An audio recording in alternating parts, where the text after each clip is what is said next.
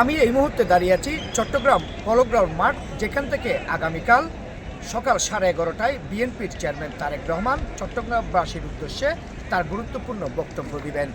এই মুহূর্তে আমি যদি আজকের মাঠের পরিস্থিতিটা আপনাদেরকে একটু দেখাই, এখানে এখনও পর্যন্ত বিপুল পরিমাণ মানুষের সমাগম হচ্ছে এবং বিএনপির বিভিন্ন নেতৃবৃন্দরা মাঠ পরিদর্শন করছেন।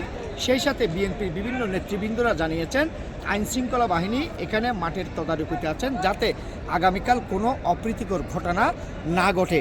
এবং বিএনপির আগামীকাল তারেক রহমান যেই মঞ্চ থেকে বক্তব্য পেশ করবেন, সেই মঞ্চটি আগামীকাল বক্তব্য দেওয়ার জন্য সম্পূর্ণ প্রস্তুত করা হয়েছে এবং সম্পূর্ণ রেডি। এবং আগামীকাল তিনি সকাল 11:30টায় এই মঞ্চ থেকেই চট্টগ্রামবাসীর উদ্দেশ্যে তার গুরুত্বপূর্ণ বক্তব্য পেশ করবেন।